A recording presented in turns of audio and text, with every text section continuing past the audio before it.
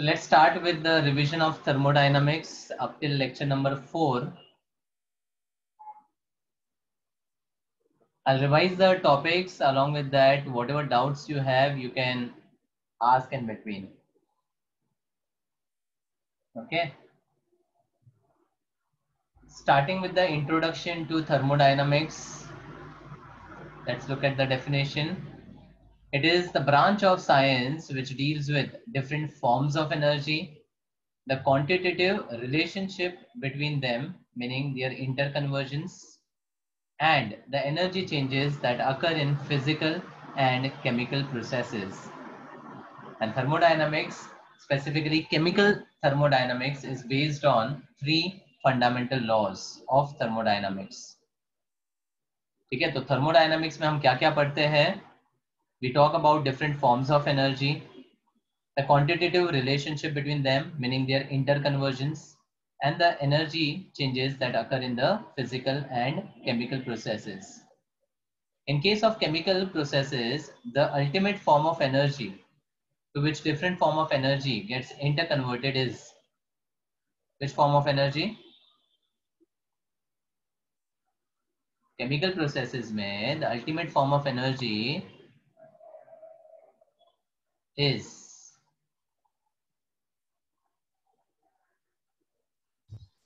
hello.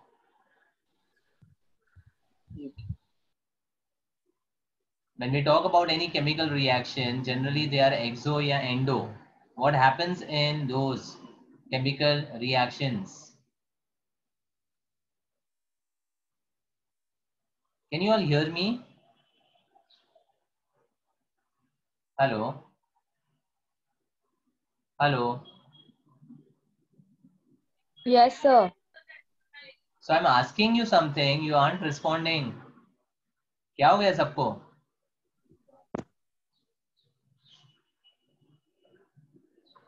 Hello? I asked you a simple question that when a chemical reaction takes place, generally it is exo or endo. Exo. Exo. So which form of energy it is related with? Heat. Heat energy. तो मेरा question यही था, the ultimate form of energy in the chemical processes is heat energy. So इसीलिए thermo यानी heat और dynamics का मतलब changes. So the chemical thermodynamics mein, we are generally focusing on the heat changes which occur in various physical and the chemical processes. ठीक है? The importance of thermodynamics. Thermodynamics provides information regarding, very important, the feasibility of a chemical reaction. And I have already talked about this in reference to electrochemical cells. And which thermodynamic parameter gives you the information about feasibility? Delta G naught. Delta G naught, which is called Gibbs free energy. And the condition is, it should be negative or positive? Negative. Negative. So with delta G naught less than 0, we say a chemical reaction is feasible. How do we come to this Gibbs free energy concept? That is the entire part in this chapter which we are going to discuss. But सबसे important conclusion इस पूरे chapter से हमें ये मिलेगा कि गिव्स free energy parameter which is negative, then the chemical reaction would be feasible, meaning takes place on its own. ठीक है, so it tells whether a particular reaction is possible यानी spontaneous or not under the given set of conditions. Also it tells the direction in which the reaction tends to occur, forward or reverse. ठीक है, in fact जब मैंने chemical kinetics start किया था तभी I had talked about 3 features और factors for a chemical reaction. कोई भी केमिकल रिएक्शन के लिए 3 चीजें काफी इंपॉर्टेंट है. पहला Feasibility. फिजिबिलिटी, मतलब पहले तो चेक करोगे whether the reaction is possible और नॉट. तो for feasibility we require the concept of thermodynamics with a condition of gives free energy negative. Next, Rate. Reaction. rate के पहले extent of reaction, and that is identified by of. Equilibrium. So we have equilibrium constants Kc and Kp to determine that. And third, the rate or speed of a chemical reaction is identified by chemical kinetics. समझा? Yes, sir. Then there are certain limitations of thermodynamics.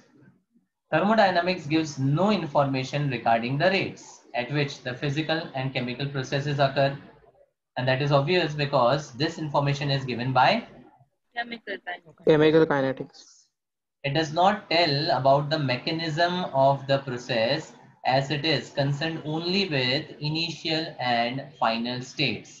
यानी reactant क्या है, product क्या है और उसका conversion कैसा है, that's it. उसके बीच में क्या हो रहा है उसके बारे में information नहीं देता है, because once again mechanism related information is given by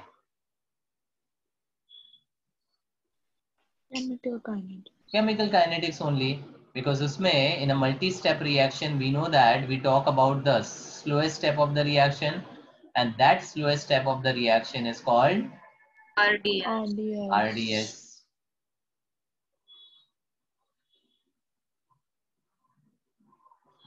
It is concerned with properties of macroscopic systems involving a very large number of entities like atoms, molecules, or ions. It is not concerned with properties of microscopic systems which consist of single या few species. मतलब when we talk about thermodynamics, we are always talking about huge or bigger systems, that is macroscopic. सब atomic particles के level पे यानी protons, neutrons, electrons के level पे thermodynamics को apply नहीं कर सकते हैं. Still there is one branch of thermodynamics which is called statistical thermodynamics जो डील करता है माइक्रोस्कोपिक सिस्टम्स पे such as atoms और molecules. ठीक है? And it does not tell anything regarding the rate or speed of a physical या chemical change because ये सारी चीजें काइनेटिक्स से रिलेटेड है.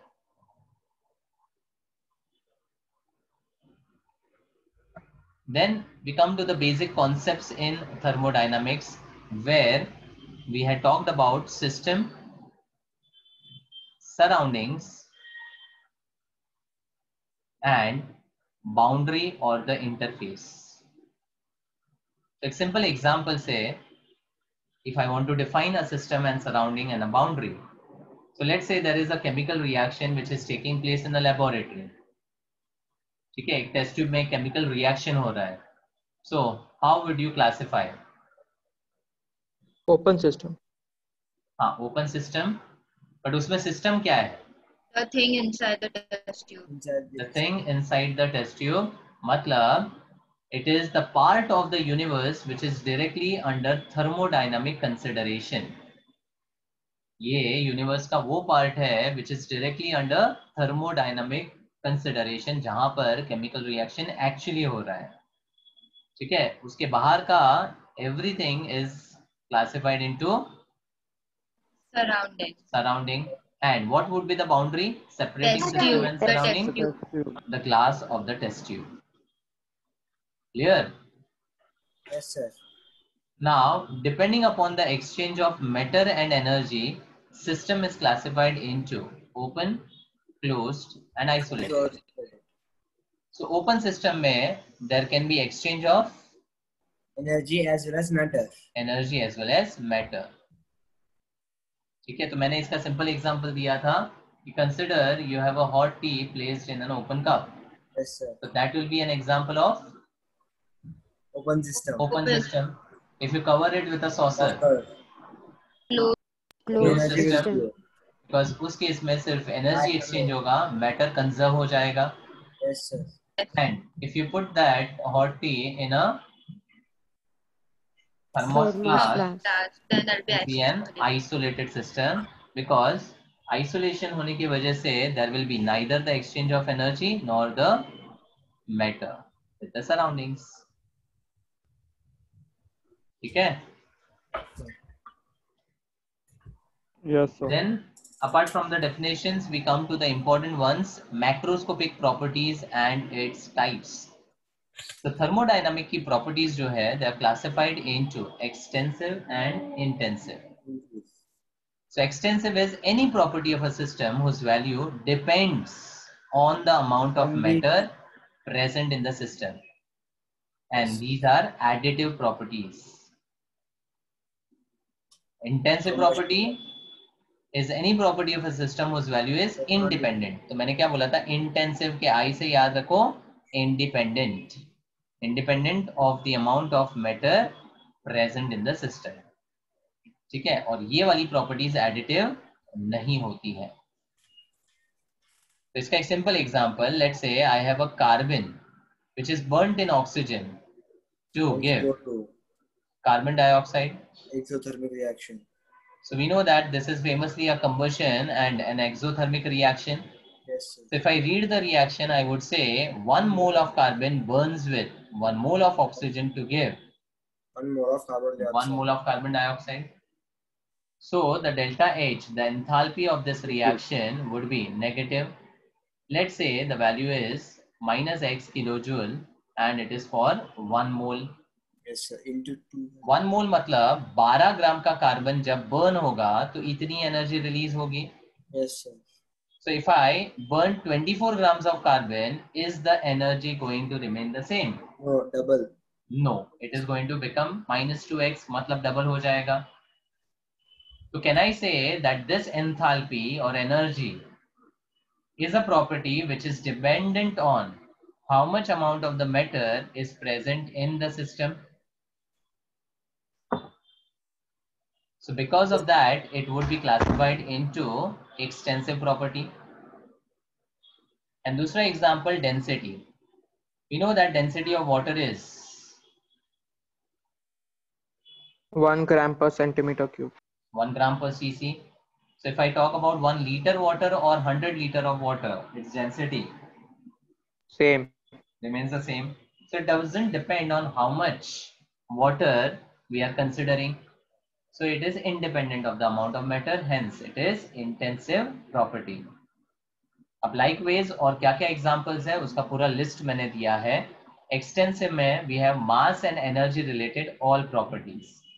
So mass, volume, surface area, internal energy, enthalpy, entropy, Gibbs free energy, heat, work, heat capacity, they all will be extensive properties. On the other hand, intensive में हमारे पास temperature, pressure, density, dielectric constant जो solvent की property को determine करता है, specific heat capacity. Now what is difference between heat capacity and specific heat capacity? Heat capacity is for a general body and specific is for 1 kg or 1 specific mass. Mass. Perfect. 1 gram. Heat capacity कोई भी amount के लिए, कोई body के लिए determine होता है, but specific heat capacity is determined for unit mass. मतलब यहाँ पर स्पेसिफिक हीट कैपेसिटी में मास हमेशा कांस्टेंट हो जाएगा. इसकी वजह से it will become an intensive property.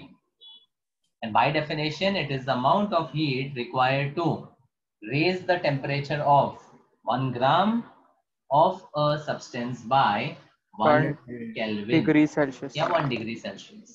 1 ग्राम तो फिक्स ही हो गया या 1 kg लो, लेकिन वो मास तो फिक्स हो गया ना, इसलिए वो इंटेंसिव हो जाएगा. ठीक है. सेम लाइंस में मोलर हीट कैपेसिटी भी इंटेंसिव होगा. yes or no? Yes, sir. Because यहाँ पर भी we are talking about 1 mole. Yes, sir. Then chemical potential, that is EMF of the cell. Yes, sir. EMF यानी E of the cell वो भी intensive property है. इसीलिए जब numericals किया था तो we needed to convert the E of the cell into delta G of the cell. sir. ऐसा नो, जैसे कोई रिएक्शन है Fe2 plus gains 2 electron to form Fe, UFE. Yes, sir. ठीक है, इसका SRP यानी E नॉट का value मान लो कुछ तो है as x volts. So if I multiply this particular reaction by 2, will the E naught become double? No, sir, constant. The answer is no. It remains same. इसलिए अगर कोई mathematical operation हम इस पर्टिकुलर रिडक्शन रिएक्शन पे करते हैं तो उसका E naught चेंज नहीं होता है, तो to understand the change it needs to be converted into an extensive property, Yes, sir. and that could be converted by using a Minus formula NF. of Minus NF. minus NF E naught of the cell या E naught of the reaction, जो भी है, समझा? Yes, sir. तो gives free energy So एक can you repeat extensive this, property है. Yes, So can you repeat this part again? yeah. The EMF of a cell is an intensive property, meaning for a reduction reaction, when we determine the potential, reduction potential, let's say the value is x. Now, if I were to multiply this reaction by 2, then theoretically the E naught should have been doubled. Yes, but it doesn't because it's independent of the amount of mass. Correct. So कितना भी हो उस particular reaction के लिए SRP value is fixed. Yes. So to understand the change in the EMF, we need to convert the intensive property into extensive property. Yes, sir. तो उसके लिए we need to have a relation of minus Yes, sir. NF E naught. समझा? Okay, sir. Then other properties like vapor pressure, melting point, boiling point, viscosity, surface tension, refractive index, EMF of a cell, they are all intensive properties independent of the amount of matter. Yes, sir. अच्छा, दूसरी Okay, एक बात, we know that density is given by mass upon volume. Ratio of extensive is intensive. Correct. Extensive upon extensive, dependency खत्म हो जाएगा. So the ratio of two extensive properties is always an Intensive. intensive property. दो extensive properties का ratio हमेशा intensive होता है. तो अब इस relation से अगर मैं delta G naught upon minus NF ले लूं, तो same formula को मैंने ऐसे लिखा, चलेगा? Sir, why minus NF is extensive? बताता हूँ, रुको. So delta G naught जो है that is dependent, वो तो समझ में आता है because it's energy related property. Yes. बराबर. और NF जो है उसमें F तो constant है. What is variable is N. N क्या है? Moles. Moles of electron. Number of moles of electrons. Yes, तो sir. किसी भी reaction के लिए जो moles है वो तो differ कर सकते हैं ना. Yes, sir. तो इसीलिए वो extensive हो जाएगा. Yeah. तो अब देखो डेल्टा G नॉट और NF is extensive, and extensive upon extensive क्या हो जाएगा? Intensive. इंटेंसिव. समझा? Yes, sir. देखो एक एग्जांपल बताता हूँ. मान लो इस रिएक्शन को मैंने 2 से मल्टीप्लाई कर दिया, ठीक है? So what is the value of number of moles of electron to be substituted now? 4. 4 हो जाएगा. और नीचे जब NF लोगे तभी भी N की वैल्यू क्या डालोगे? 4. मतलब वो 4 4 तो Constant. कैंसिल ही हो जाएगा. तो उसका जो इफेक्ट है मल्टीप्लाइंग बाय 2 का, क्या वो E नॉट को चेंज करेगा? Yes. वही तो बता रहा हूं मैं कि कोई भी रिएक्शन के लिए अगर उसकी SRP वैल्यू x है तो आप मल्टीप्लाई करो, डिवाइड करो, कुछ भी करो, x की वैल्यू चेंज नहीं होगी because effectively this ratio nullifies the change. समझा? Yes, sir. Yes, sir. Great. आगे thermodynamic properties में we have two other important properties, that is state function and path function. Path function. हर एक के लिए मैंने कुछ एग्जाम्पल्स दिए थे. है ना, रियल लाइफ एग्जांपल, और उससे रिलेट किया था हमने। Yes, sir. तो बताओ Building. स्टेट फंक्शन के लिए, हाँ, Building. Consider a high rise, और एक कंडीशन है कि the person wants to reach the Terrace. Terrace of the building. तो उसको पहुंचने के तरीके क्या क्या है? Lift and many ways, sir. बहुत सारे तरीके हैं, ठीक है। लिफ्ट से जा सकता है, बाई स्टेयर्स से जा सकता है, बाहर से पाइप से चढ़ के जा सकता है, ऊपर से आ सकता है, ठीक है। अल्टीमेट गोल क्या है? To reach the Terrace. Terrace, बराबर। Yes, sir. तो अब in reaching to the terrace, is the altitude of the building changing? Not change. No, sir. Is not changing, No, no, sir, not changing. बराबर। लेकिन while reaching to the terrace, the work which is done in different cases is Different. Changing. different. Stage से चढ़ के आएगा तो obviously he will have to consume lot of energy. Lift से आएगा तो Yes, लिफ्ट sir. का energy consume होगा, बॉडी का नहीं, बराबर। मतलब the work done is dependent on the path which is chosen to reach to the final state, but the altitude of the building remains constant if we are talking about the initial and the final state. तो state function एक ऐसी property है system की whose value depends on the current state of system and is independent of the path followed to reach that state. Followed to reach that state. Correct. तो हमारे examples, thermodynamic properties के examples क्या है? Pressure, volume, temperature, enthalpy, entropy, internal energy etcetera. इसके भी मैंने example दिए थे।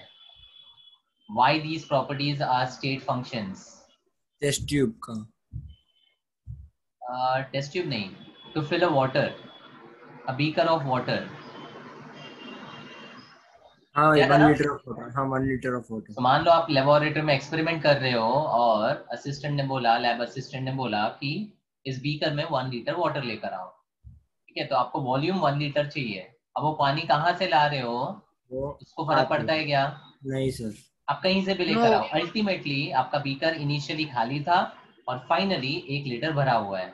अब आपने उसमें कहाँ से पानी भरा, कैसे भरा, उसको लेना देना नहीं है। सो वॉल्यूम सिमिलर वेज में बाकी प्रॉपर्टीज जो है वो सिर्फ इनिशियल और फाइनल स्टेट पे डिपेंड करता है, कौन से पाथ से वो प्रॉपर्टी आया है उस पे फर्क नहीं पड़ता है। Yes, sir. ठीक है। Similarly, the property whose value depends on the path used to reach a particular state would be called as a path function. The YRKT for that was home and work, यानी heat and work. Clear? Yes, sir. Any doubt? No, sir. Then the most important part is thermodynamic processes. सबसे पहले, how do you define a process? Reversible or irreversible? नहीं, processes के types नहीं पूछे मैंने। Sir, Process को कैसे define करते हैं? converting in one equilibrium to another equilibrium. Correct. A process could be defined as conversion from one equilibrium state to another equilibrium state. So let's say this is equilibrium state 1 and this is equilibrium state 2. अच्छा, equilibrium का मतलब क्या? State functions are same. State functions remain Variables. same. हाँ? State variables are same. State variables जो है वो fix हो जाते हैं। मतलब if a system is under thermodynamic equilibrium, its values at that particular point of time will remain constant and won't change. Yes. But if this equilibrium state is subjected to some change, there would be change in the variables also. और जैसे ही state variable change होते हैं उसका equilibrium state भी change हो जाता है। So the path which is used to change from one equilibrium state to another equilibrium state is called a process. समझा? Yes, sir. Okay. अब processes अलग अलग टाइप के होते हैं। Isothermal process. So isothermal मतलब at a constant temperature. constant temperature. Now इसके example के लिए मैंने एक रिलेशन बताया था रेफ्रिजरेटर, रेफ्रिजरेटर और उसके दो केसेस. हाँ, एडियाबैटिक एंड कंडक्टिंग वॉल्स. नहीं, refrigerator door open and refrigerator door closed. Yes sir. Okay, case 1. When the door of the refrigerator is opened, the challenge to the refrigerator is Maintain the temperature constant. to maintain the temperature. ऐसा तो नहीं है हमने door को open रख दिया तो जो चीजें ठंडी हुई थी वो गर्म हो जाती है. तो ऑब्वियसली रेफ्रिजरेटर का काम है टू मेंटेन द टेम्परेचर. बराबर. तो in order to maintain the temperature what needs to be done? Heat को बाहर जाने. हीट का एक्सचेंज होना जरूरी है. Yes sir. बराबर. तो the hero of the refrigerator is compressor. Compressor. और कंप्रेसर के अंदर होता है कंप्रेसर के अंदर क्या होता है? गैस होता है. बराबर. तो रेफ्रिजरेटर ठंडा कैसे करता है? whatever heat of the items which you have kept in the refrigerator is absorbed by the gas present in the compressor. Yes sir. And when the gas is absorbed, when the heat is absorbed by the gas, it starts cooling, expanding, और उस expansion की वजह से cooling effect आता है. yes sir. और ये सब कब होता है? when the door is closed. बराबर. अब जब डोर ओपन करते हैं तो the heat from the compressor is actually lost, thrown out to the surroundings so that yes, the sir. temperature could be maintained. constant. समझा? Yes sir. तो isothermal process में example हो गया door of the refrigerator open. अच्छा, एक और चीज. when you open the door of the refrigerator, what happens to the temperature of the surroundings? Decreases. It increases. आपको इफेक्ट तो कूलिंग इफेक्ट ठंडा ठंडा लगता है. वो ठंडा क्यों लगता है? Because you are going from a higher temperature to the lower temperature, इसलिए वो ठंडा इफेक्ट आता है. लेकिन जैसे मैंने बोला, when the door is opened the heat from the compressor is thrown out to the surroundings. मतलब एक्चुअली सराउंडिंग का टेम्परेचर बढ़ता है, बढ़ जाता है. The surroundings become warmer. yes sir. समझा? yes sir. ठीक है. और जब क्लोज करते हैं तो वो एक आइसोलेटेड सिस्टम बन जाता है. और उस आइसोलेटेड सिस्टम में it produces a cooling effect by absorbing the heat from the items which you have kept in the refrigerator. yes sir. इसलिए मैंने यहाँ पर क्या बोला था? एडियाबैटिक प्रोसेस में जब भी गैस का एक्सपांशन होता है तो it produces a heating effect or cooling effect? cooling effect. Cooling effect. So can I say it decreases the temperature? So the conclusion is adiabatic expansion leads to decreasing temperature. decrease in temperature. समझ में आया? yes sir. और isothermal process में gas क्या हो रहा था? Expand हो रहा था या कंप्रेस हो रहा था? expand हो रहा है. आइसोथर्मल में हीट बाहर फेंक रहा है ना.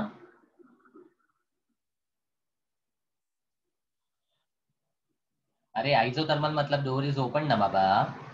yes sir. yes sir. yes. The heat is thrown out. अगर हीट लॉस होगा तो compress गैस होगा. क्या करेगा?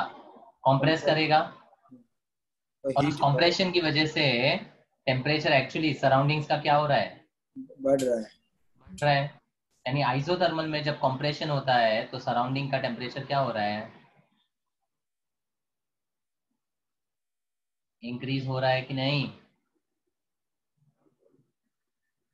समझा क्या? Yes, sir. ठीक है. अब mathematically if I talk about the conditions, isothermal मतलब at a constant temperature, and as far as temperature is constant, its internal energy always Remains constant. remains constant. But to maintain the temperature, there has to be Heat loss. exchange of energy, यानी Q shouldn't be equal to 0. Yes, sir. Similarly, adiabatic में heat exchange तो नहीं होता, but अगर isolated system है तो उसमें temperature का इंक्रीज और डिक्रीज तो होना ही है, एंड उसकी वजह से इंटरनल एनर्जी भी चेंज होगा. Yes, sir. तो यहाँ पे एक इम्पॉर्टेंट पार्ट, अगर ए डायबिटिक प्रोसेस है और उसमें एक्सोथर्मिक रिएक्शन हो रहा है, so the heat will B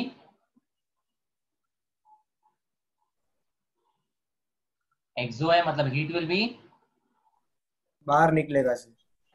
heat will be release, but will it go out no. Of the system? वो सिस्टम के अंदर ही रहेगा, क्योंकि सिस्टम आइसोलेटेड है. तो इसकी वजह से टेम्परेचर क्या होगा? बढ़ जाएगा. और अगर कोई प्रोसेस ए डायबिटिक वाला एंडोथर्मिक है तो हीट एब्जॉर्ब होगा. अब हीट बाहर से तो नहीं आ सकता, तो किसका हीट एब्जॉर्ब हुआ? सिस्टम का ही. और एब्जॉर्ब हुआ तो फाइनली टेम्परेचर क्या होगा? डिक्रीज हो जाएगा. आया समझ में? हाँ भाविन. सर अगर टेम्परेचर बढ़ रहा है तो अंदर गर्म आना चाहिए ना सर. फूड गर्म होना चाहिए ना. फूड गर्म तो नहीं होता ना सर. लेकिन देखो, प्रोसेस हम केमिकल रिएक्शन की बात कर रहे हैं. अगर कोई केमिकल रिएक्शन आइसोलेटेड सिस्टम के अंदर हो रहा है, मान लो एक थर्मोस फ्लास्क है जो इंसुलेटेड है, जिसके वॉल्स कैसे है? ए डायबिटिक वॉल है. ठीक है, तो ये हीट को एक्सचेंज होने नहीं देगा. हाँ अगर ऐसे कोई फ्लास्क में आप कोई केमिकल रिएक्शन कर रहे हो, ठीक है, तो उस केमिकल रिएक्शन में अगर एक्सोथर्मिक रिएक्शन हुआ तो यहाँ से क्या होगा? हीट निकलेगा, रिलीज होगा. बट क्या वो सिस्टम के बाहर जाएगा? नहीं जाएगा सर. तो सिस्टम का टेम्परेचर बढ़ जाएगा. अगर मान लो इसी रिएक्शन में एंडोथर्मिक प्रोसेस हुआ तो सिस्टम के अंदर का हीट. सर फ्रिज की बात कर रहे हो ना? नहीं, ये मैं रिएक्शन, कोई रिएक्शन अगर एक्सो होगा ना या एंडो होगा और प्रोसेस ए डायबिटिक में हो रहा है तो टेम्परेचर पे क्या असर होगा? फ्रिज में नहीं होगा ना सर? नहीं, वहां रिएक्शन नहीं हो रहा है. हाँ ठीक है. तो एक पूरा साइक्लिक प्रोसेस कर रहा है ना, गैस का एक्सपांशन या कंप्रेशन हो रहा है उसमें. ठीक है. Next we had isobaric process, meaning at a constant pressure. So all the reactions which are carried out in open vessel are carried out at the standard STP, atmospheric pressure, which is constant. That is why वो सारे processes isobaric हो जाते हैं. But वही reaction को अगर closed vessel में किया प्रेशर चेंज तो आपने वॉल्यूम फिक्स कर दिया. तो that would be called isochoric. और क्लोज्ड वेसल में जो रिएक्शंस करते हैं वहां पर एक वर्ड भी याद रखना है, bomb calorimeter. The reactions which are done in a closed vessel, that closed vessel is actually called as the bomb calorimeter, which maintains the volume. So कहीं पे भी अगर bomb calorimeter लिखा हुआ है मतलब the isobaric process is being talked about. Clear? Yes sir. Then we have a cyclic process. If a number of changes are made in a system in such a way, घूम फिर के हम लोग वहीं पे आ गए, it returns to its initial state, then it's called a cyclic process. और अगर प्रोसेस साइक्लिक है तो इंटरनल एनर्जी में कोई चेंज नहीं होगा, एंथैल्पी में भी कोई चेंज नहीं होगा, but the heat and work would be Path related function. opposite. मतलब if the heat is absorbed in it, it means the work would be done by the system. ये समझने के लिए फर्स्ट लॉ ऑफ थर्मोडायनामिक्स का एक relation है जो आगे पढ़ाई है ना. What was the relation, mathematical relation of first law? So the first law is not there in the Delta video. U. First law cover नहीं हुआ है. No, sir. Fourth lecture number 4 में हुआ है ना. No, sir. The No, sir. different processes have been covered. अच्छा first law नहीं हुआ है. No. Very good. मैं करता हूँ आगे. ठीक है. So example for a cyclic process is the Carnot cycle. अब कार्नोट साइकिल क्या है ये थोड़ा फिजिक्स में डिटेलिंग में आएगा. फिजिक्स में थर्मोडायनामिक्स स्टार्ट हुआ क्या? No, sir. Kinetic theory of gases तो हो गया. केटीओजी हुआ है. हाँ HSC का हो गया सर. नीट का बाकी है. उसमें साइन कन्वेंशन आपका हुआ होगा ना. So there's a whole chapter of thermodynamics later. Pardon? Start करना है सर अभी तक. अभी तो We आप haven't done the chapter yet. HSC हो गया. HSC का हो गया. हाँ तो एचएससी में पढ़ा होगा ना साइन कन्वेंशन आपने. नहीं पढ़ा. What is the sign convention for heat lost? Minus. So there's another chapter of thermodynamics. Kinetic theory of gases different, thermodynamics different. New syllabus में शायद अलग कर दिया क्या? केटीओजी में ही आता है ये सब तो. So we haven't done thermodynamics yet. अच्छा. ये भावेन तूने अलग से किया है क्या? सर KTOG सबका हो गया सर. हाँ. KTOG थर्मो बाकी है सबका. थर्मो शायद बाकी है. शायद. बाकी है सर. बाकी है. KTOG हो गया. ठीक है. आगे मैं कन्वेंशन के बारे में एक बात बताऊंगा जो फिजिक्स में थोड़ा डिफर करता है और क्यों करता है उसके बारे में So बताऊंगा. it's not there in portion though. Okay. Anyways entrance point of view थोड़ा इंपॉर्टेंट है वो आगे बताता हूँ मैं. चलो.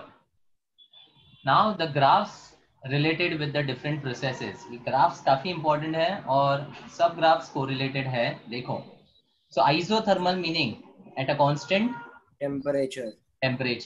Now, when the temperature is constant, we know that pressure and volume are inversely proportional as per which law? Boyle's law. And when pressure and volume are inverse, we get a graph, which is कैसा graph है ये? Exponentially decreasing. Exponentially decreasing. ठीक है. And if we have a graph of volume versus temperature and pressure versus temperature, उसमें the temperature is going to remain same. Constant. So it will be a line parallel to the y-axis of volume or pressure. ठीक है. बोलो ठीक है. Yes sir. हाँ. Sir Adiabatic. हाँ. Parallel to x-एक्सिस क्यों नहीं? क्योंकि टेम्परेचर फिक्स है ना. टेम्परेचर कांस्टेंट है. चेंज क्या हो रहा है? वॉल्यूम. जब भी y और x में कोई फिक्स होता है तो we get a line parallel ना. हाँ यस सर. भूल गया क्या? If it would be T versus V, then it would be a horizontal line. हाँ. जहाँ पे t है उसके हिसाब से लेना पड़ेगा ना. Yes sir. Okay, sir. Adiabatic also have a graph similar to isothermal. Temperature changes ना. हाँ. इसमें टेम्परेचर तो चेंज होता है but pressure and volume inversely proportional ही होता है. लेकिन यहाँ पे अगर ग्राफ देखोगे तो विच इज स्टीपर? एडियाबैटिक का स्टीपर होता है. ठीक है. आगे आप पढ़ेंगे कि जब हम आइसोथर्मल की बात करते हैं तो कांस्टेंट टेम्परेचर में pressure is inversely proportional to volume. Therefore, we say PV is equal to a constant. Yes or no? Yes sir. Yes, sir. और adiabatic में भी pressure and volume का change तो होता है with the relation which is inverse. Yes only. But P is not But constant. here the V is raised to a power which is gamma, where gamma is called Poisson's ratio. Poisson's ratio. Very good. Poisson's ratio. And what information does this give? CP by CV. It's given by CP by CV. And the value of this gives you the information about atomicity of the gases. If CP by CV is 1.33,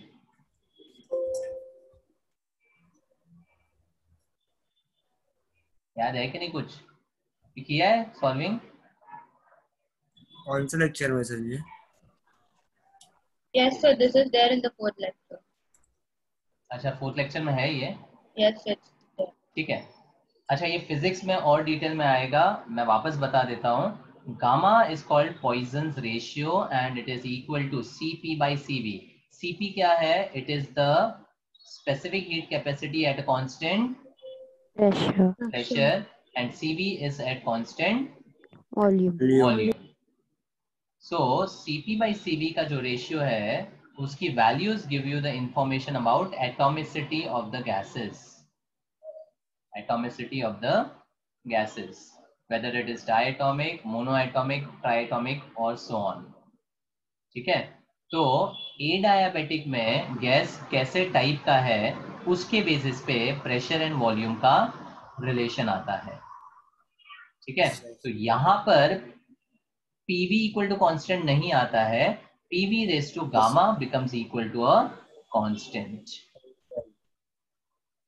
PV raise to gamma. Can you please repeat this part? Sorry. Yeah. See, in isothermal process, meaning at a constant temperature, pressure is inversely proportional to volume. So in Yes. that case, PV is equal to a constant. Yes. लेकिन adiabatic process में the pressure and volume is related with a Poisson's ratio, which gives you the information about atomicity of the gases. Yes sir. ठीक है. तो depending on the gas कैसा है, mono है, die है, try है, उसमें ये रिलेशन थोड़ा सा चेंज हो जाता है. Yes sir. Correct. समझा? Yes sir. Okay. Next, if I talk about volume versus temperature, in adiabatic the temperature varies, इसीलिए volume and temperature, pressure and temperature सभी inversely proportional होगा. All of them will be inversely proportional.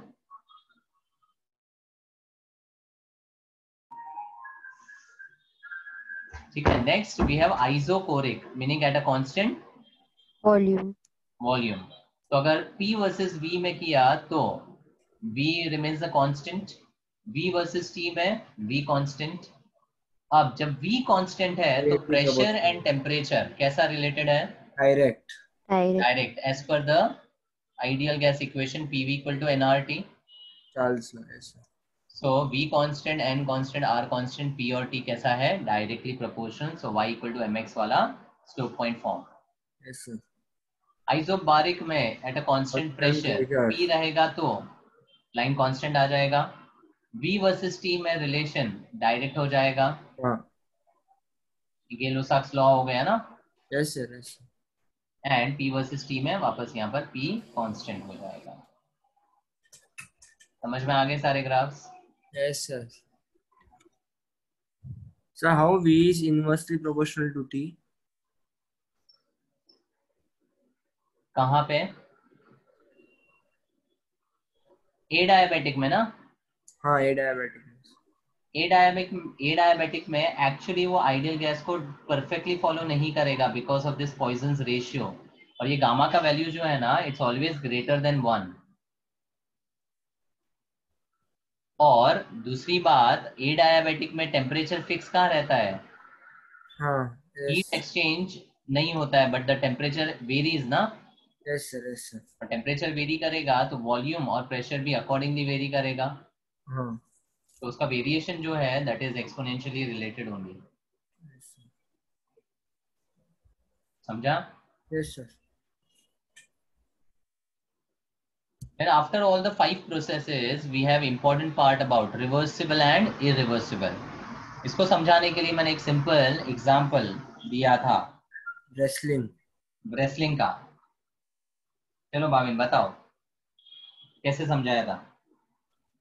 110 kg, 55 kg. हाँ.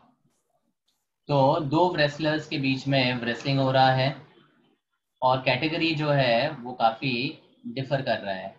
110 वाले के सामने है 55 वाला। Yes, sir. तो क्या होगा? Who will win? 110 kg वाला. 110. Work done is also minimum. Work done is also minimum. In fact कोई काम ही नहीं करना पड़ेगा ना। Yes, sir. 110 वाला तो हैवी वेट कैटेगरी है, 55 वाले को तो ऐसे ही पछाड़ लेगा। So not always, sometimes the small guy can also. Now don't go to the practical scenario.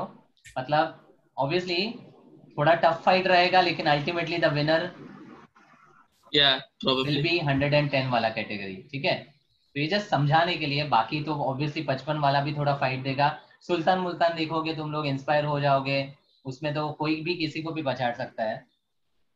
ठीक है, so let's not go into that depth. Sir Salman Khan है फिजिक्स। एग्जैक्टली, फिजिक्स वहां पे थोड़ी अप्लाई होता है। अच्छा है रजनीकांत नहीं है, वरना तो 5 भी होगा तो जीत जाएगा ना। 500 भी होगा तो हाँ जीत सर। जाएगा। ठीक है, सो सिनेरियो ऐसा है कि 110 वाला जो कैटेगरी है उसको इतना काम नहीं करना पड़ेगा to win the game. But if I slowly go on increasing this category, then the fight would become tougher. Yes or no?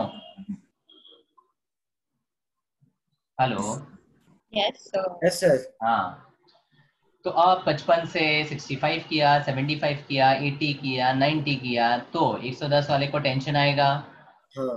क्योंकि अब थोड़ा फाइट टफ होगा तो उसको काम तो करना पड़ेगा ना। Yes. काम नहीं करेगा तो Yes. जीतेगा कैसे? पढ़ाई नहीं करोगे तो जीतोगे कैसे? तो हम लोग को फोर्स करना पड़ता है ना, पढ़ो पढ़ो पढ़ो, काम देना पड़ता है कि नहीं? Yes, sir. वरना हम लोग काम नहीं देंगे तो तुम लोग काम करोगे क्या? Yes, sir. सेल्फ मोटिवेटेड है वो लोग, कर लेते हैं। बाकी लोग को हमारे मोटिवेशन की जरूरत है कि नहीं? हाँ, sir. हाँ, बाकी लोग हाँ भी नहीं बोलते, कितने कंजूस हैं। ठीक है, अच्छा, तो इसमें how did I classify the system and surrounding and how Driving force, concept for opposing related. force. System कौन है? 110 kg. 100. ये सिस्टम है? हाँ. नहीं, हाँ, sir. सिस्टम को काम करने के लिए एक्सटर्नल प्रेशर की जरूरत है कि नहीं? Sir, आपने lecture Yeah, में sir. So you said 110 is system. Yes, sir. System in the video. अच्छा, हाँ हाँ हाँ, सॉरी सॉरी। सिस्टम जो है वो काम कब करेगा? जब बाहर से प्रेशर आएगा। हाँ. तो अगर सराउंडिंग से प्रेशर नहीं है तो सिस्टम बैठा रहेगा, काम ही नहीं करेगा, बराबर।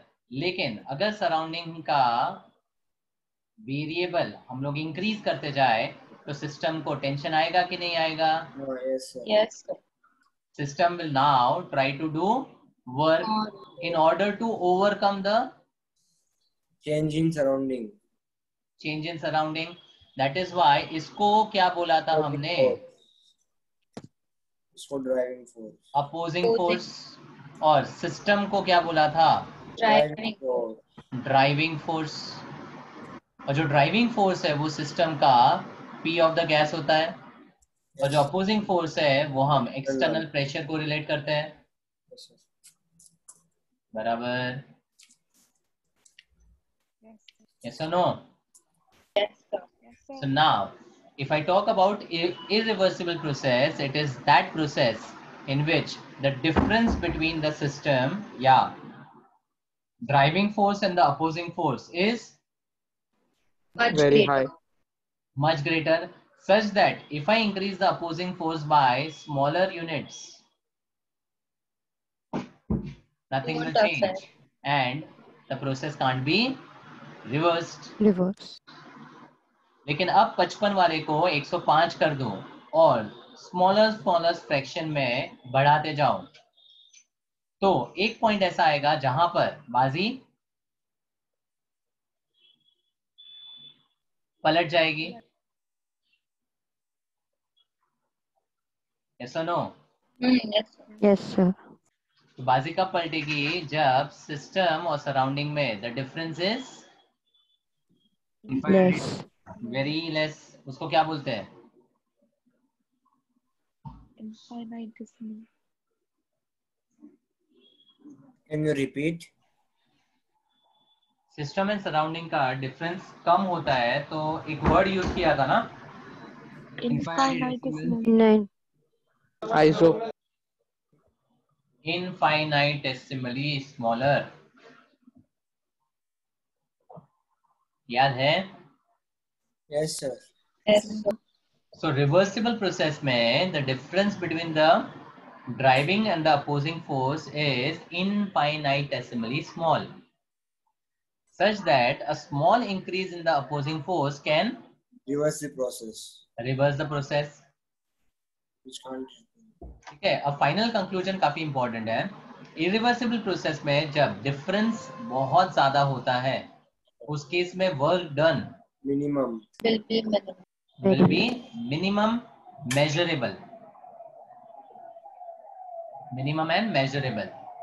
बट जब सिस्टम के सामने आप 109 किलो का कैटेगरी रख दो और डिफरेंस बहुत कम है तो सिस्टम का काम Maximum. Be maximum. मैक्सिमम हो जाएगा Maximum. To overcome the opposing Surrounding. Force.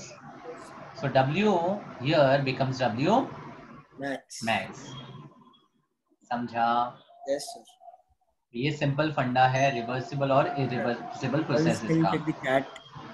हाँ, But chat check करो ना sir.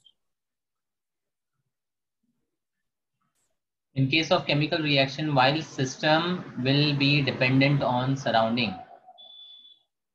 Okay, देखो कोई केमिकल रिएक्शन की बात करते हैं, let's say the famous Haber's process,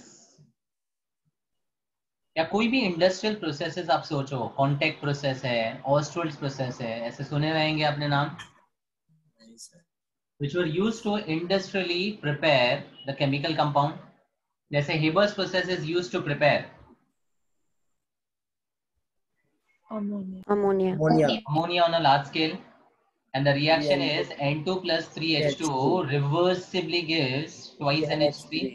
2 NH. तो ये रिएक्शन रिवर्सिबल है, फिर भी हम इसको लार्ज स्केल पे यूज कर रहे हैं कि नहीं कर रहे हैं? Yes, sir. क्यों कर रहे हैं? क्योंकि रिवर्सिबल प्रोसेसेस या रिवर्सिबल रिएक्शंस के थ्रू जो यील्ड मिलता है या जो वर्क डन मिलता है वो कैसा मिलता है? Very high. मैक्सिमम. Maximum. अब कोरिलेशन समझा? Nice, sir. Yes, sir. अगर कोई रिवर्सिबल प्रोसेसेस को हम लेते हैं तो we can adjust the equilibrium in such a way that it shifts to the right hand side and the yield of the product increases. तो reversible reactions में हमने हर बार क्या अप्लाई किया है? Liet. ले शॉर्टलियर्स प्रिंसिपल अप्लाई किया है कि नहीं किया है? Hello. Yes, sir. Yes, sir. तो एलसीपी अप्लाई करने के बाद हम क्या बोलते हैं? इस इक्विलिब्रियम को एडजस्ट करेंगे सच दैट जो डायरेक्शन है वो पूरा का पूरा फॉरवर्ड में शिफ्ट हो जाए और N2 और H2 मैक्सिमम रिएक्ट करके मैक्सिमम अमोनिया दे. Yes, sir. सर इसमें बराबर. surrounding कौन है सर? क्या? Surrounding कौन है सर इसमें? अभी अगर ये रिएक्शन आप बीकर में कर रहे हो तो वो सिस्टम हो गया, बाकी सबको जो एक्सटर्नल पार्ट है वो सराउंडिंग्स हो गया. तो सराउंडिंग पे के ऊपर डिपेंड क्यों करेगा सर? सराउंडिंग की कंडीशंस पे ही तो हम लोग इसको इक्विलिब्रियम को शिफ्ट करते हैं ना, एडजस्ट करते हैं. The equilibrium is adjusted through the conditions of temperature, pressure, concentration and catalyst. ये सब क्या है? एक्सटर्नल चीज है ना. Yes sir. ओके. तो यही तो आपके सराउंडिंग के कंडीशंस हो जाते हैं. तो सराउंडिंग को एडजस्ट करने पर क्या इस रिएक्शन का यील्ड बढ़ेगा? हाँ सर. क्योंकि सराउंडिंग के स्ट्रेस की वजह से इस सिस्टम को ज्यादा काम करना पड़ेगा ताकि ज्यादा आउटपुट मिल सके. Yes sir. इसीलिए तो इंडस्ट्रियल लेवल पे रिवर्सिबल प्रोसेसेस को जनरली यूज करके लार्ज स्केल प्रोडक्शन किया जाता है. समझा? Yes, sir. क्योंकि कोई इरिवर्सिबल प्रोसेस है उसमें हम इतने एडजस्टमेंट्स नहीं कर सकते हैं because it is a one directional flow. आई बात समझ में? हाँ sir. So reversible reactions are actually useful because the work obtained in such processes is maximum. So in a chemical reaction, the reversible reaction can give you the maximum yield of the product. Yes, sir. ये फंडा है, समझा? हाँ sir. Okay. The nature of heat and work. Heat and work are both forms of Energy. energy. So what are the common units associated with energy? Are Joule. joules, Erg. Calorie. calorie, Electron volt. electron volt,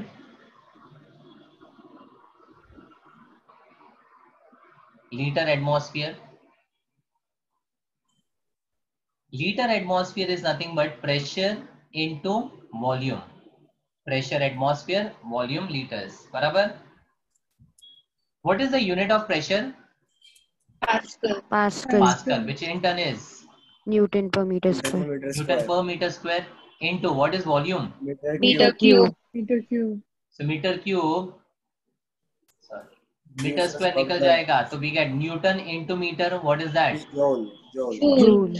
Force into displacement. That is nothing but joules. Joule. मतलब pressure times volume का जो work होता है that is also the unit of energy which is litre into atmosphere या litre atmosphere. समझा? Yes, अब sir. इनके interconversion काफी इंपॉर्टेंट है। If I have 1 litre atmosphere and I want to convert to joules, so I need to convert the liter into SI unit and atmosphere into SI unit. What is the SI unit of liters? Volume? Meter The cube. cube. Meter Meter cube. cube. How do you convert liter to meter cube? Divide by 1000. मतलब 10 raised to? Minus 3. So 1 liter is 10 raised to minus 3 meter cube. And what is atmosphere in Pascal? 1.3 into 10 raised to 5. 1.3. 1.0. 1.0132 into 10 raised to 5 Newton per meter square या pascal. तो finally जब multiply करोगे तो 10 raise to -3 और 10 raise to 5 कितना हो गया? 10 raised to 2. 10 raised to 2. और ये 2 डेसिमल आगे करोगे तो क्या मिला? 101.325 को इग्नोर करो 4 डिजिट में। 1 लीटर एटमॉस्फेयर इज 101.3 जूल्स। समझा? Yes, sir. ठीक है। दूसरा कैलोरी टू जूल तो पता ही है। How much is 1 calorie? 4.2. 4.124 joules. 18. Sorry 4.184 joules या 1.18 अप्रॉक्स 4.2 लेते हैं। एंड एक जूल रिवर्स में 4.18 0.24. 0.24 कैलोरीज के बराबर होता है। ठीक है। जूल और अर्ग का relation 1 joule is 10 raised to 7. 10 raised to 7 ergs and 1 electron volt in joules is 1.6 into 10 1.6 raised to minus 19. Minus 19. Yes, sir. So I hope ये सारे इंटर कन्वर्जन आपको आते हैं बिकॉज न्यूमेरिकल्स में दिस विल बी इम्पोर्टेंट। ठीक है। Notes में दिया हुआ है ये सब। Okay. So we have match at 6:30. Yes, sir. Maths कब से आ गया? Sir, It's a doubt doubt solving solving है। lecture. हो गया कल के टेस्ट के लिए। Yes, sir. ठीक है। 6:30 ना? Yes, sir. Yes, sir. करते हैं। Next is expression for pressure volume work when a gas expands against a constant external pressure. So when the external pressure is constant, it is an irreversible process condition. Yes, sir. Where And if the temperature is constant, it is an isothermal irreversible process. And the work done is given by P into V. P into V. minus P हाँ, external P into external delta V. delta V, या फिर minus P external into the change in volume is V2 minus V1. Yes, sir. अब इसमें दो cases. If delta V is greater than 0, Work done is negative. Work done is negative. because delta V अगर positive रहेगा तो the it is work greater done than will be 1. negative, and it will be work of what? Expansion or compression? Expansion. Expansion. So यहाँ पे एक mnemonic याद रखना है. When मतलब So what is work of expansion? work of expansion is always Negative. negative. Sir, work of expansion मतलब क्या है सर? Expansion मतलब क्या? Delta V किसी भी सिस्टम में कब बढ़ेगा? Volume कब बढ़ेगा? When the gas molecules are, मान लो आपका पिस्टन इस लेवल पे है, वो ऊपर जाएगा. ठीक है, और अगर वॉल्यूम आपका इनिशियल ये V1 है, तो वॉल्यूम इंक्रीज कब होगा? When the piston will move upwards move करने के लिए the gas needs to push the opposite external pressure. Expand. Gas को क्या करना पड़ेगा? एक्सपांड. हाँ, अपवर्ड मूव करना पड़ेगा, मतलब gas needs to expand. Yes, sir. So that is called work of expansion. और work of compression, sir? और वर्क ऑफ कंप्रेशन में पिस्टन नीचे आएगा. पिस्टन नीचे आएगा, इसका मतलब the gas molecules are getting. So वो रिवर्सिबल के केस में होगा ना, नीचे आने का? हाँ, ये खाली कन्वेंशन बता रहा हूँ आपको. सी कांस्टेंट एक्सटर्नल प्रेशर मतलब वो फिक्स कर सकते हैं आइदर वेज, यहाँ पर या फिर ऊपर या नीचे भी कर सकते हैं ना. चेंज नहीं होगा. हाँ, इट विल रिमेन फिक्स. यानी जो पी एक्सटर्नल वाला प्रेशर है ना, पी एक्सटर्नल, वो हमेशा फिक्स रहेगा. तो अगेंस्ट दैट प्रेशर ये गैस मॉलिक्यूल्स या तो एक्सपांड कर सकता है या कंप्रेस कर सकता है. सर ये कंडीशन में कंप्रेशन हो सकता है ना बाबा? नहीं होगा ना सर? हो सकता है ना. अगर ये पी एक्सटर्नल के मतलब इस पिस्टन को मैं नीचे के लेवल पे डाल दूं और फिक्स कर लूं. हाँ, आपको करना पड़ेगा ना सर? हाँ, करना पड़ेगा, मतलब चेंज करके फिक्स करना पड़ेगा. yes, sir. एक पर्टिकुलर कंडीशन में या तो एक्सपांड करेगा या कंप्रेस करेगा. एक्सटर्नल प्रेशर कांस्टेंट नहीं रहेगा. जब इक्विलिब्रियम स्टेज आएगा ना, तो external pressure would become constant. हाँ, ओके सर. चेंज करने के बाद it need to remain fixed. Yes sir, yes sir. So delta V अगर कम हो रहा है तो फिर work done will be positive. In that case we say work is work of compression, which will always be positive. yes, sir. इतना convention ध्यान रखना है, समझा? yes, sir. फिर रिवर्सिबल प्रोसेस में the gas will expand against a variable external pressure. yes, sir. इसमें अगर मैं प्रेशर ऑफ द गैस यानी सिस्टम का प्रेशर को कंपेयर करूं विद माइनस एक्सटर्नल प्रेशर, तो कंपैरिजन कैसा होगा? P gas minus dV.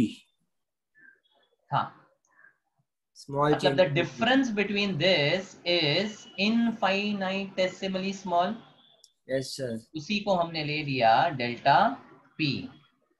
हाँ, yes, sir. समझा? हाँ, work done is और minus P एक्सटर्नल यहाँ से हमने P माइनस डेल्टा P कर दिया. हाँ सर. फिर वर्क डन की बात करें तो माइनस रिवर्सिबल प्रोसेस में the work done is in infinite number of steps, और हर स्टेप पे जो वर्क डन है वो डेल्टा W होता है. सिंगल स्टेप ना सर? सिंगल स्टेप का वर्क डेल्टा W होता है. So if I want to calculate the work done for the overall process, I need to take integration. So integration of dW gives you W maximum. Yes, sir. बराबर.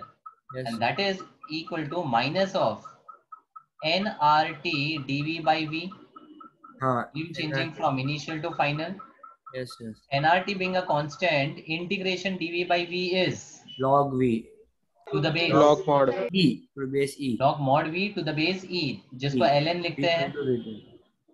फिर जब limits को अंदर लाते हैं तो we get ln of V2 by V1. V2 by V1 and finally ln को 2.303 से multiply करके we convert this to the logarithm to the base 10. ये था अपना सिंपल डेरिवेशन. Yes. So इसमें केसेस डिस्कस करो ना एक बार. कौन से केसेस? एक्सपेंशन और कंप्रेशन के. एक्सपांशन में the V2 will be Greater than V1. अगर V2 greater than V1 है तो log का value Positive. Positive. Overall work Negative. Negative. Again work of expansion negative ही आएगा. ना V2 greater than V1 कैसे होगा सर? एक्सपांड करेगा तो पिस्टन ऊपर जाएगा कि नीचे आएगा? हाँ. Yes sir. Yes समझा. Yes sir. यहाँ पे वही लिखा है ना, डेल्टा V 0 से बड़ा कब होगा? जब V2 is greater than V1. Same condition है. Yes sir. Yes sir. ठीक है, Yes sir. समझा? लास्ट पार्ट सर थोड़ा जल्दी छोड़ो ना please. Explanation of heat and work. Last part है. अच्छा, we know that heat and work are path function. अब इसको प्रूव करने के लिए वर्क के 3 केसेस को देखते हैं. वर्क डन इन वैक्यूम या space, work done in isothermal irreversible process and work done in isothermal reversible process. अच्छा, what is the condition in vacuum? Is there any external pressure? Vacuum में कोई external pressure होता है क्या? No. No. तो P external 0 होता है.